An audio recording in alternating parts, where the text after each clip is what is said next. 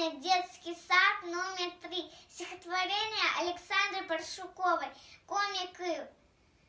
Муса, Міча, мілий кив, коден чорнить не м'якужа, тедан метко мінив. Міча, мунчужий, кений вервестен йорт, комі вилин, чорний килин, комі мой, мінам горд.